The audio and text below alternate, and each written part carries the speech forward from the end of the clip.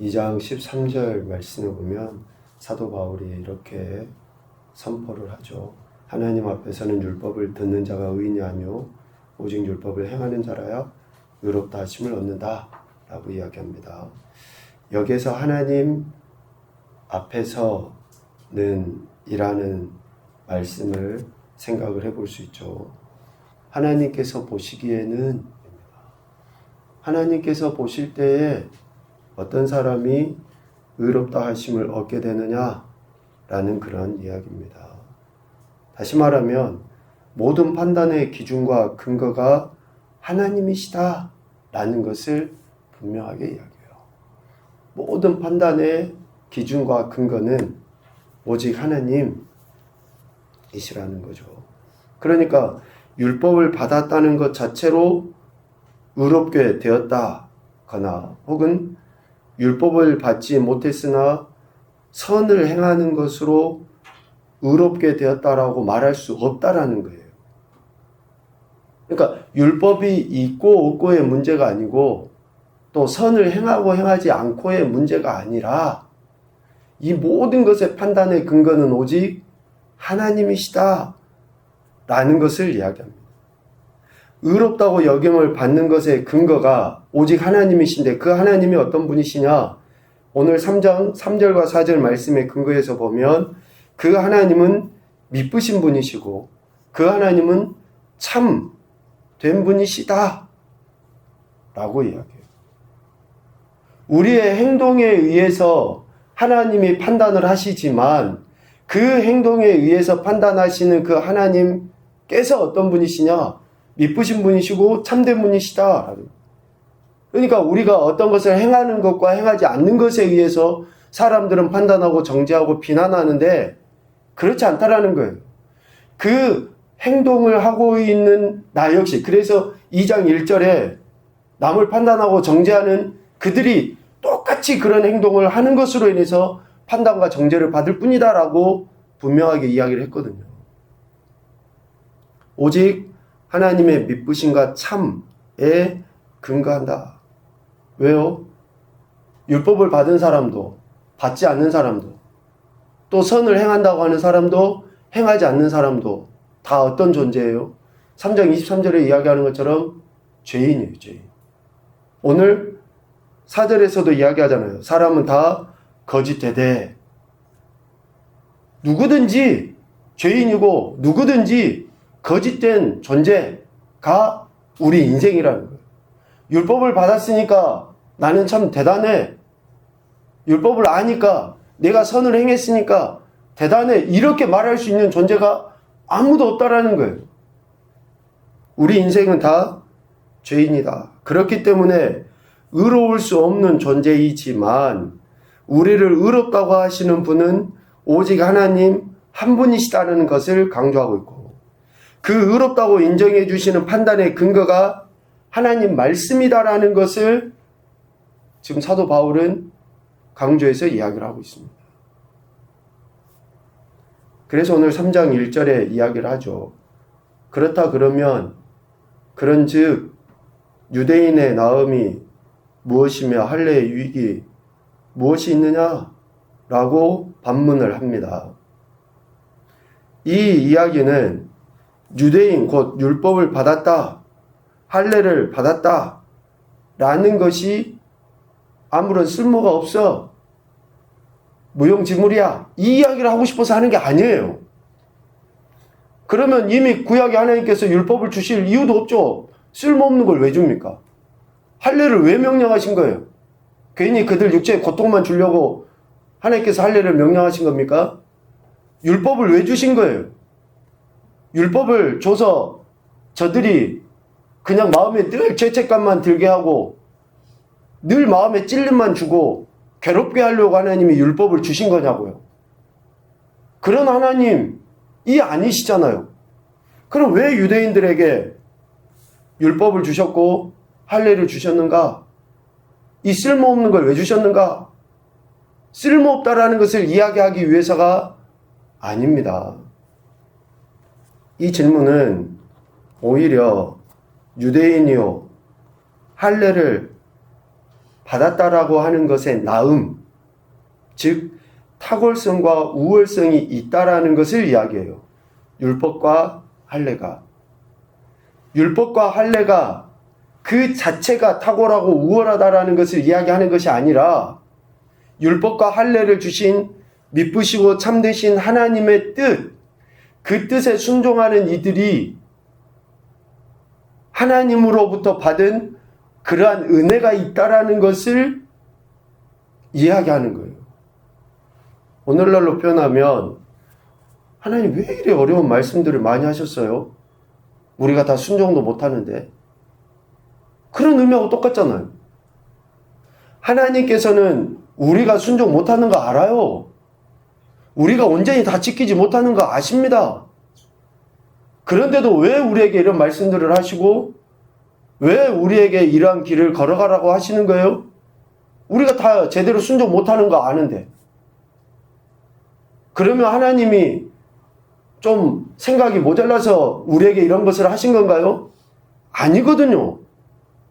율법의 나음, 할례의 나음, 탁월성, 우월성이 분명히 있다라는 거예요. 누구에게? 그것을 반드시 지켜 행하려 하는 자들에게. 그러니까 유대인으로서 할례를 받았다는 것의 나음, 으뜸, 여기서 2절에 범사에 많으니 우선은 이라고 할 때 우선은이라는 그 단어는 첫째, 그러니까 첫째, 둘째, 셋째의 첫째가 아니라 가장 으뜸이라는 것을 이야기합니다. 유대인들의 그 나음, 율법, 할례를 받은 것의 으뜸은 뭐냐? 그들이 하나님의 말씀을 맡았다라는 거예요. 맡았다. 여기서 말씀은 구약 성경 전체를 의미한다라고 할 수 있습니다. 그리고 맡았다라고 하는 것은 받는 것뿐만이 아니라, 그러니까 맡았다라고 하는 것은 받았다라는 수여의 의미도 있고요. 이 수여의 의미보다 더 큰 범위는 뭐냐면 그것을 전승시키고 가르치고 전파하는 것을 통칭해서 맡았다라고 하는 거예요. 맡았다. 그러니까 맡았다고 하는 것은 하나님으로부터 받아서 그 받은 말씀을 가지고 받은 율법을 가지고 받은 할례를 가지고 자신들이 지킬 뿐만이 아니라 다른 사람들이 지키도록 가르치고 전파하는 것까지를 맡았다. 그러니까 엄청난 축복인 거죠. 남들은 받지 못한 것을, 남들은 알지 못하는 것을, 남들은 보지도 못하는 것을 그렇게 보고 듣고 알고 지키게 된 거, 이것이 엄청난 유대인들의 특권이라는 거예요. 그러니까 유대인들의 선민의식과 유대인들의 특권의식은 뭐가 돼야 되냐면, 아, 우리가 율법을 다른 족속들은 못 받았는데 우리는 받았어. 이게 아니라는 거예요. 저들은 듣지 못했는데 우리는 들었어. 이게 아니라 먼저 듣고 알게 돼서 그렇게 살아가게 된 것 자체가 그들에게 나음이고 특권이고 그들이 하나님으로부터 축복받은 것이다. 오늘날 우리로 표현하면 어떻습니까? 우리가 구원받을 만해서 구원받은 게 아니라 했잖아요. 저들하고 우리하고 비교해서 우리가 뭐 좀이라도 나아서 우리가 구원받은 게 아니라 하나님의 전적인 은혜로 우리가 구원받은 거잖아요. 이거는 말로 표현할 수 없는 특권이에요, 특권. 그래서 최상의 축복이라고 이야기하잖아요. 물질의 있고 없음의 문제가 아니라 저들보다 우리가 가난하게 살 수도 있지만 저들이 이 땅에서 아무리 부자로 살아도 저들은 지옥 가는데, 소위 말하면. 우리는 이 땅에서 가난하게 살아도 천국 가는 것이 우리에게 주어졌기 때문에 우리에게는 특권이라고 이야기하는 거예요.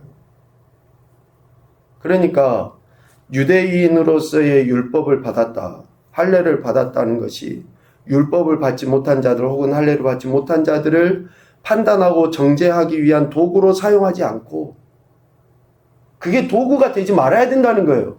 율법을 받은 것, 할례를 받은 것 자체가 도구가 되지 말아야 된다는 거예요.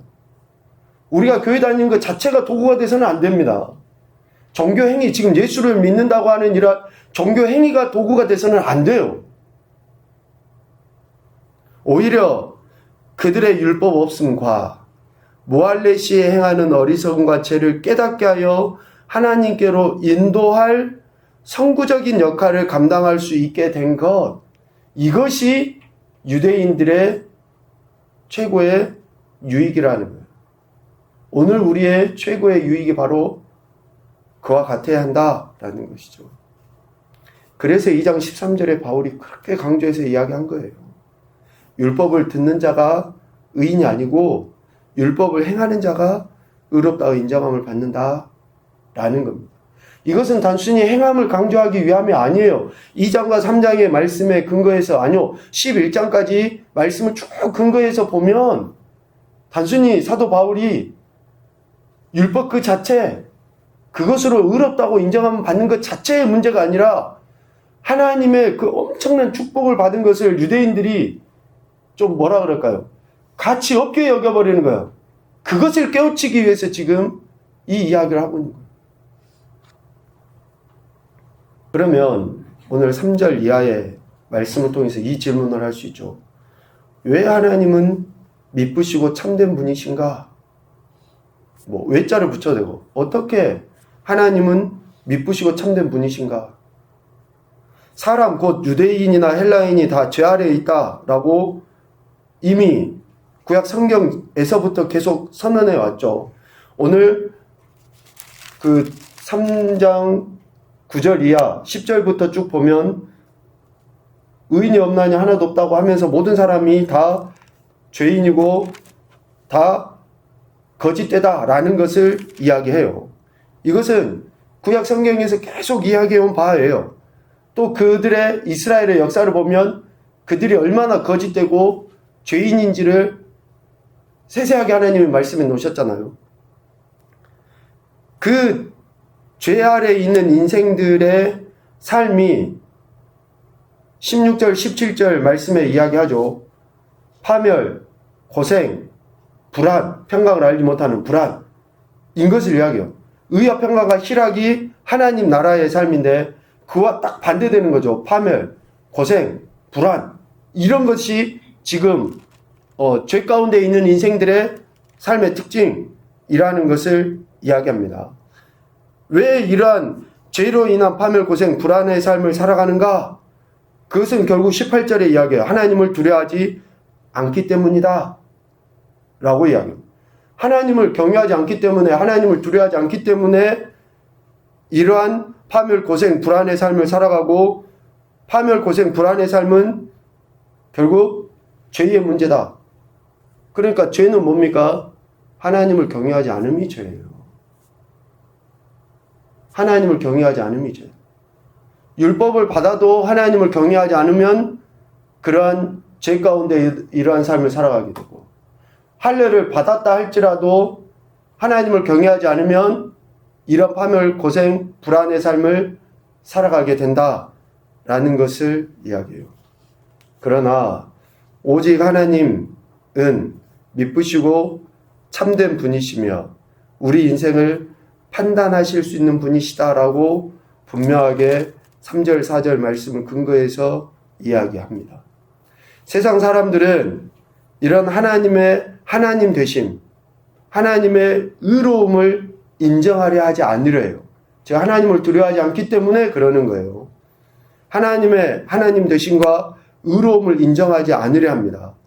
그래서 하나님이 의로운 분이시다 그러면 여러분 5절과 6절의 말씀을 찬찬히 이렇게 다시 한번 생각을 해볼 필요가 있습니다.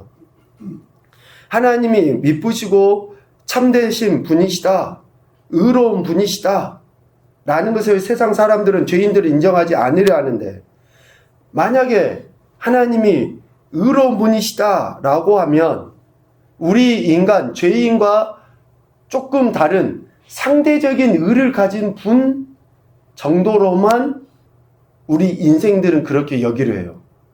죄를 가지고 있는 우리 인생은, 세상 사람들은 하나님을 상대적인 의를 가진 존재로 정도로만 여기려 한다라는 것이죠. 즉, 우리 인간이 불의하기 때문에 하나님께서는 상대적으로 의로울 뿐이다 라고 여기는 거예요. 그러니 그들은 하나님을 믿으려 하지도 않고 하나님을 인정도 하지 않는 그러한 행태를 보이는 거죠. 그런데 6절 분명히 이야기합니다. 결코 그렇지 아니하니라. 만일 그러하면 하나님께서 어찌 세상을 심판하실 수 있겠는가? 사람들이 이야기하는 것처럼 하나님이 상대적인 의를 갖고 있는 분이라 그러면 하나님이 어찌 세상을 심판할 수 있겠느냐? 라고 반문하는 거예요. 맞지 않습니까? 하나님이 나보다 조금 요만큼 더 의로운 존재에 불과하다 그러면 어찌 그 하나님이 심판의 주체가 될 수 있냐라는 거예요. 우리가 거짓말 혹은 죄를 범하는 것으로 인해 하나님의 의로움과 영광이 드러나는 것이 아니다라는 것을 7절에 이야기합니다. 내가 거짓말하고 내가 죄를 범한 것이 하나님의 의로움과 영광을 드러내는 거 그게 아니라는 거예요. 상대적인 의를 가진 분이 아니라는 겁니다. 만약 그렇게 된다면 하나님의 선을 이루기 위해서 8절 말씀에 이렇게 표현하죠. 하나님의 선, 하나님의 의를 드러내기 위해서 누군가는 어떻게 해야 됩니까? 악을 행해야 되는 거예요. 누군가가 악을 행해야지, 누군가가 죄를 지어야지 하나님의 의가 드러나고 하나님의 의로움이 드러나니까 그런 하나님을 왜 믿습니까? 그런 하나님이 무슨 심판의 주체가 될 수 있냐고요. 결코 그렇지 않다라는 거예요. 다시 말하면 하나님은 의 자체이시고 선 자체이시기 때문에 거짓된 우리 인생을 판단하시고 심판하실 수 있는 분이시라는 것을 이야기합니다. 만약에 이런 상대적인 의를 나타내기 위해서 이런 차원에서 하나님께서 유대인에게 율법과 할례를 주셨고 이방인에게는 율법과 할례를 주시지 않은 것이라고 이해해서는 안 된다라는 겁니다. 하나님이 자기의 의를 드러내기 위해서 그렇게 행한 것이 아니라는 것을 분명하게 이야기합니다. 율법과 할례에 상관없이 이미 누구든지 하나님 앞에서 죄인이고 하나님을 경외하며 살아야 할 존재일 뿐이고 하나님만이 미쁘시고 참된 분이시다 라는 것을 사도 바울은 이야기하고 있습니다. 우리가 이것을 이론적으로는 이해해요. 그런데 지금 실제 삶에서 우리가 그러느냐라는 것은 좀 다른 문제입니다. 왜? 우리 각자가 하나님의 말씀에 근거한 삶을 살지 않기 때문에 하나님의 명령이 우리 삶의 기준이 제대로 되어 있지 않기 때문에 하나님의 의로움을 나의 어떤 행동으로 드러내 보이려고 하는 거예요. 하나님 존재 자체가 그냥 의라는 것을 우리가 제대로 인식을 하지 않아요. 그러니까 예수님을 믿으면서도 내 행동이 조금 소위 말하는 선하면 내 믿음이 되게 좋은 것 같고 내 행동이 선하지 않으면 내 믿음이 좀 덜한 것 같고 그렇게 평가하고 판단하는 것이 자기 자신에게 뿐만 아니라 다른 사람에게까지 그렇게 판단과 정죄 도구로 사용하고 있는 것이 문제라는 것을 이야기하고 있습니다. 결론입니다. 하나님은 미쁘시고 의로운 분이십니다. 홀로 그 어떤 누구에 의해서가 아니라 그러나 우리 인생은 다 죄인이에요. 그러므로 미쁘시고 의로우신 참이신 그 하나님의 말씀에 순종하는 것으로 인해서 우리는 그분의 의로움을 의롭다 하심을 인정받아 살아가는 존재가 되는 것입니다. 사도 바울은 이것을 강조하기 위해서 모든 사람이 죄인이다라고 했던 성경 구약의 말씀을 가지고 와서 오늘 우리에게 교훈을 주고 있습니다. 첫 번째, 우리는 하나님 앞에서 누구든지 죄인이다. 누구든지 죄인이다. 두 번째, 우리에 대한 판단은 오직 미쁘시고 참되신 하나님 한 분이 하신다. 세 번째, 말씀을 듣고 알았다는 것은 삶으로 증거해야 할 선구적 책임을 의미한다. 말씀을 듣고 알았다는 것은 삶으로 증거해야 할 선구적 책임을 예수님 믿는 것이 바로 그와 같습니다. 세상은 어둡고 썩어져 가죠. 아니요, 그 어느 때보다도 심각한 시대입니다. 이러할 때에 우리가 말씀을 듣고 지켜 행하는 것으로 그리스도의 나라를 증명해 보이는 거예요. 이것이 세상 사람들과 다른 오늘 우리의 삶의 태도여야 한다는 것을 말씀하고 있습니다. 저와 여러분에게 구원의 은혜를 베풀어 주신 하나님은 미쁘시고 참이신 줄로 믿습니다. 그 믿음이 삶의 모든 영역 속에서 말씀에 대한 순종으로 나타나 하나님의 영광을 드러내는 교화 복된 한날이 되시기를 주님의 이름으로 축복합니다. 아멘.